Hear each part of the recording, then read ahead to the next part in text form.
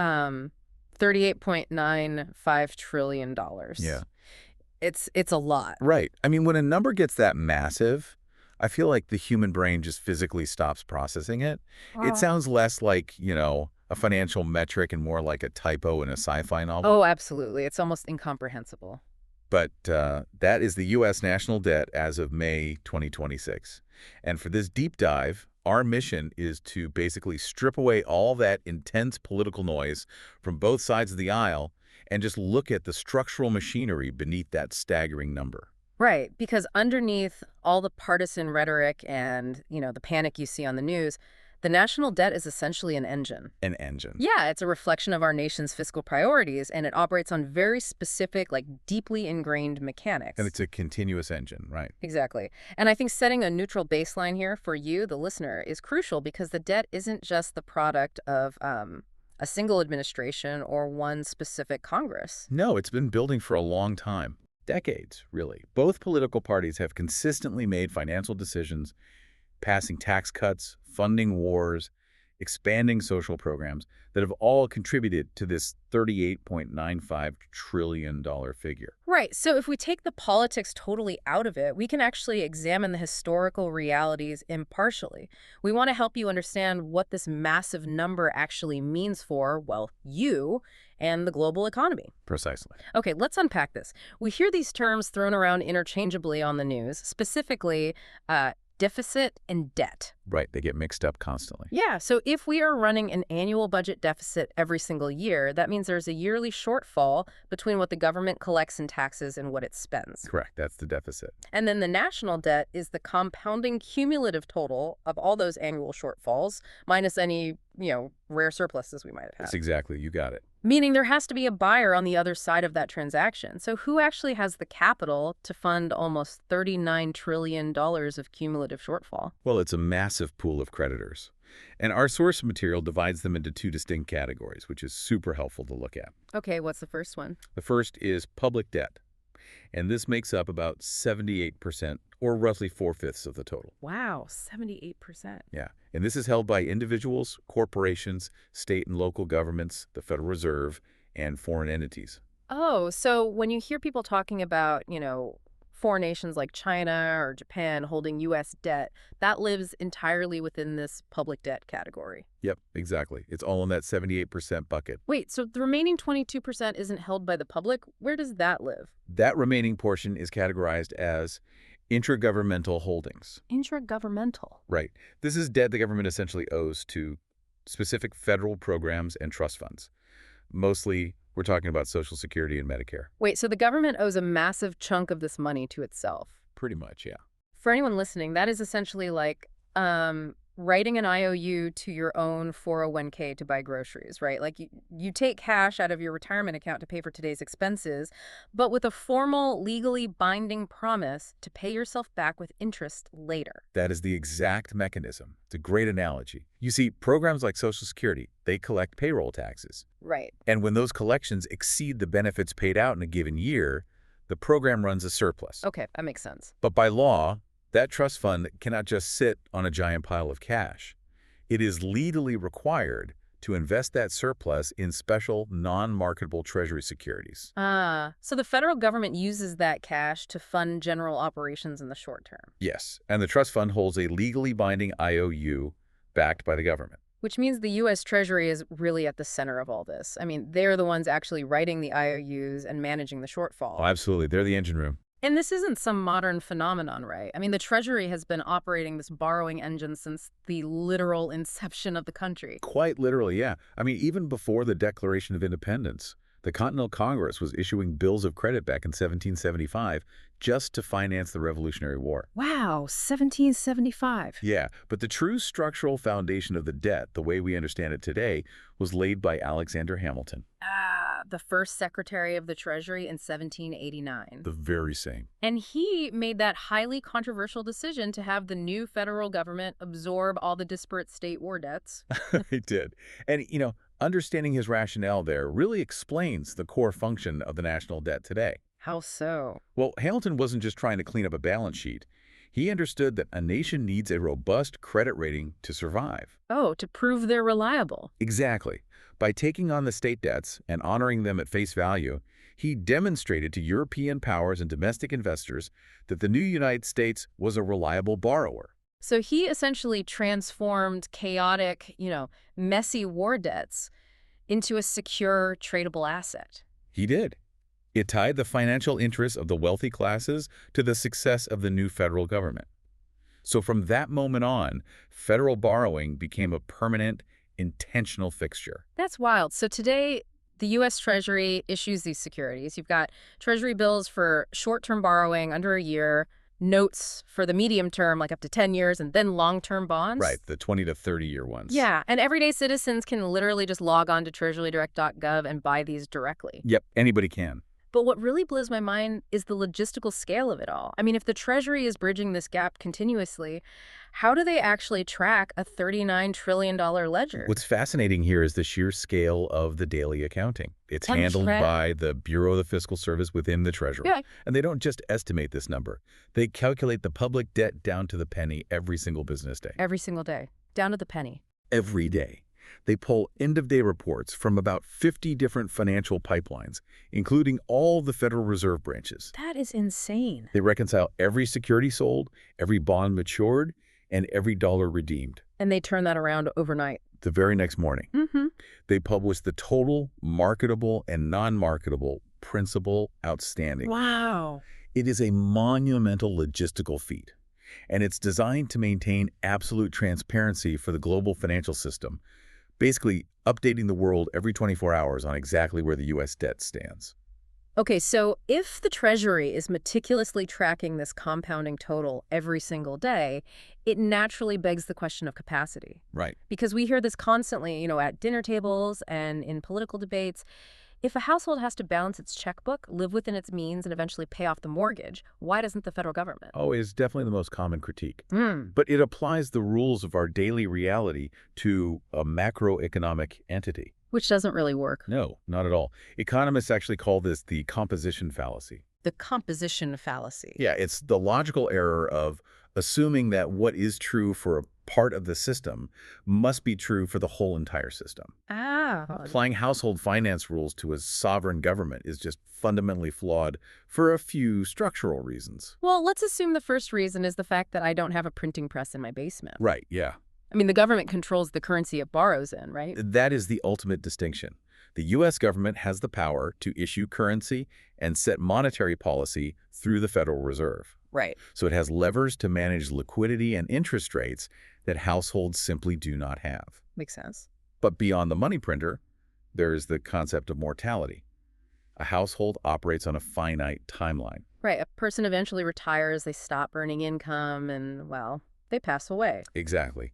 Their estate must be settled and debts have to be paid off. Yeah. But the United States government, theoretically at least, has an indefinite lifespan. So it never actually has to, settle the estate. It just rolls the principal over forever. Precisely. Because the government exists in perpetuity and has an enduring power to tax the largest economy on Earth, it can continually refinance its debt. It just issues new debt to pay off old maturing debt. Exactly.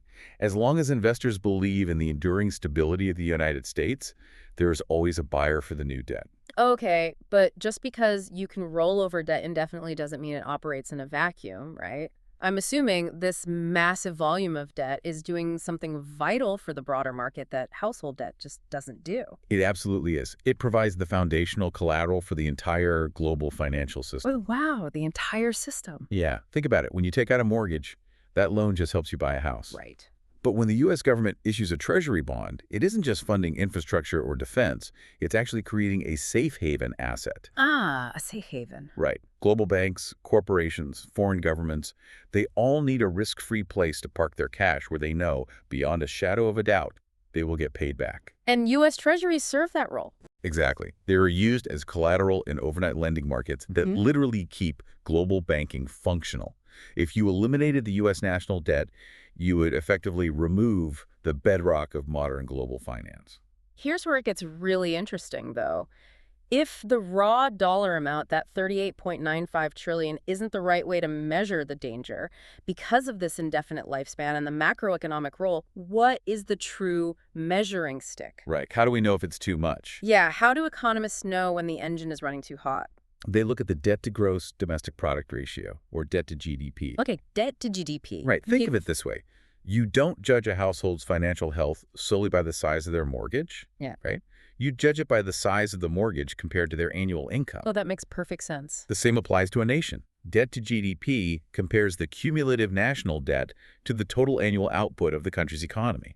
And according to the source data we have, as of the third quarter of 2024, the U.S. debt to GDP ratio was about 121%.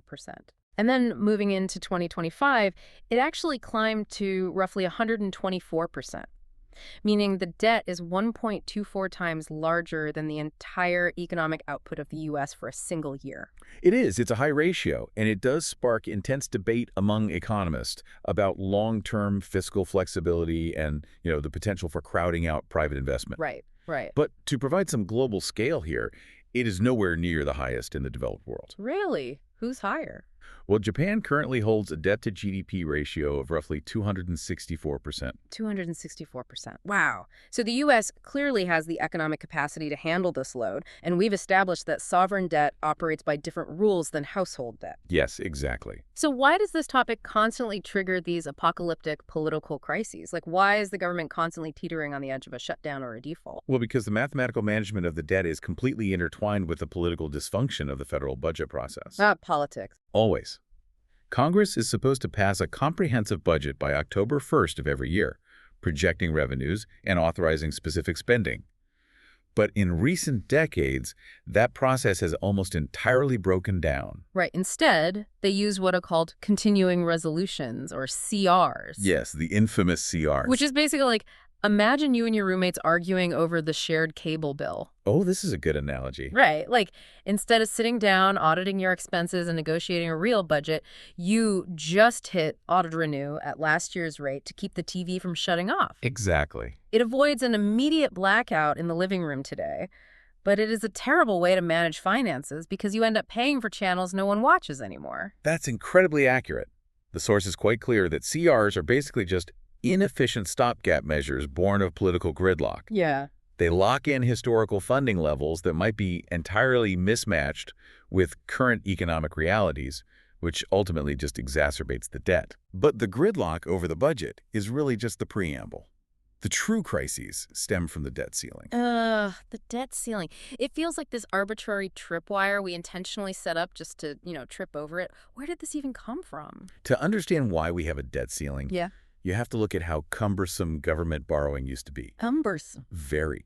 Up until World War I, the executive branch needed explicit congressional approval for every single bond issuance. You're kidding. Every single one. Every single one. Congress micromanaged the amounts, the maturity dates, the interest rates, everything. Which is completely impossible if you were trying to suddenly finance a global war effort. Exactly. The Treasury needed immense flexibility to issue bonds rapidly. So with the Second Liberty Bond Act of 1917, Congress changed the mechanism. Okay, what did they do? They told the Treasury, you have the authority to issue debt as you see fit to fund the war, but we are placing a hard cap on the total aggregate amount you can borrow. So that aggregate cap is the public debt limit. Exactly. That is the debt ceiling. So wait, Congress mandates spending through the budget process, but then separately caps the Treasury's ability to borrow the money to pay for that exact mandated spending. If we connect this to the bigger picture, it reveals the fundamental absurdity of the modern debt ceiling fights. Right. Because raising the debt ceiling does not authorize a single penny of new spending. It doesn't. Not at all. It simply permits the Treasury to pay the bills for obligations that Congress has already legally approved.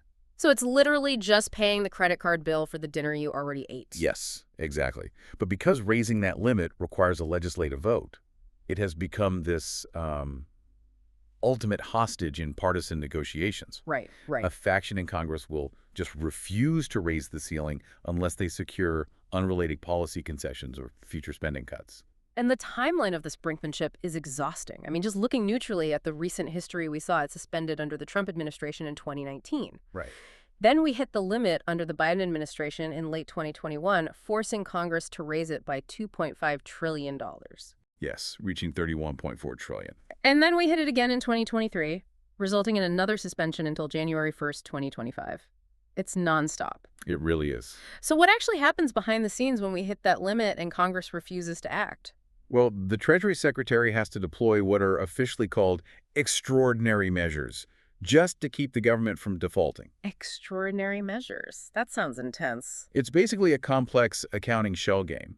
For instance, they will suspend daily investments into the Thrift Savings Plan, which is the retirement fund for federal employees. Oh, wow. Yeah, and they halt reinvestments in the Exchange Stabilization Fund. They're basically digging through the couch cushions of federal accounts to free up just enough headroom under the ceiling to keep making interest payments to bondholders. But those measures only last for a few months, right? What happens when the couch cushions are entirely empty? Then you hit the wall. What happens if the political brinkmanship goes too far, someone miscalculates, and the U.S. actually defaults on its debt? Our source material refers to a default as a self-imposed catastrophe. Self-imposed. Yes, because U.S. debt is the bedrock of the global financial system. Failing to make an interest payment on time would be an unprecedented shock. Immediate market turmoil would follow. Equities would likely plunge. And because treasuries dictate the baseline interest rate for everything else, a default would trigger a severe credit rating downgrade for the United States. Almost instantly, yes. Which means borrowing costs for the government permanently increase, and that cascades down to everyday consumers. Mortgages, auto loans, credit cards, they all instantly become more expensive. Exactly. But beyond the domestic impact, the global ripple effects would be severe. Because of the safe haven thing. Right. As we discussed, international banking relies on U.S. treasuries as the ultimate risk-free collateral. If the anchor of the global financial system suddenly proves unreliable, liquidity just freezes. Wow. You risk triggering a worldwide financial crisis simply because politicians refuse to authorize the payment of their own bills. And to ground this in everyday reality for you listening, former Treasury Secretary Janet Yellen highlighted exactly who gets hurt immediately. It's not just Wall Street. No, not at all. If the Treasury cannot borrow money to meet its daily cash needs, the federal government has to decide who gets stiffed. Every Social Security beneficiary, families relying on the child tax credit, active duty military personnel waiting for their paychecks. Small businesses waiting for federal loans. Right. They are all in the crosshairs the exact moment a default occurs. This raises an important question regarding the severity of the threat, though. There is a theoretical argument out there that an artificial default, one caused by a statutory limit rather than an actual inability to generate revenue, might not be permanently catastrophic. Because the money is technically there. Right. The market knows the U.S. economy is incredibly wealthy and can easily afford the payments. It's merely a political delay. But as our sources emphasize, absolutely no one with any financial sense thinks it is worth testing that theory. Even just taking the negotiations to the 11th hour causes immense market anxiety and tangible economic stress. Absolutely. So what does this all mean? We started with an incomprehensible figure, $38.95 trillion. A very big number. But the key takeaway here is that the national debt is not simply a static scoreboard of political failure. It is a highly sophisticated, continuously moving engine. It really is. It finances national priorities, it bridges the gap between our societal demands and our tax revenues, and crucially, it underpins the stability of global financial markets. Exactly. Understanding the mechanics of that engine, knowing the difference between the annual deficit and the cumulative debt, recognizing that a massive chunk of this is owed to our own federal trust fund. The intragovernmental debt. Right. And understanding why the debt-to-GDP ratio provides the actual context this makes you, the listener, immune to the cheap political spin. It really does. The next time you hear a politician weaponizing the debt, you have the structural knowledge to look past the rhetoric and analyze the actual machinery. And, the source leaves us with one critical underlying truth. What's that? U.S. government debt is considered the safest investment in the world, primarily because the interest payments are automatically made available by law. They do not require an annual appropriation vote. Oh, that's huge. It is. That unquestionable, ironclad reliability is the absolute superpower of the U.S. economy. Which leaves us with a truly provocative thought for you to mull over. If the core strength of U.S. debt, the singular reason the global economy uses it as a bedrock, is its unquestionable reliability, What happens if this constant cyclical political theater of the debt ceiling eventually trains global investors to change their minds? That's the scary part. If Congress keeps threatening to jump off the cliff every 2 years, do global investors eventually start viewing the U.S. government not as the ultimate safe haven, but as a volatile systemic risk? Gives real possibility. And if the world is ultimately forced to find a new risk-free benchmark to replace U.S. Treasuries, how would the loss of that financial superpower permanently alter the American way of life?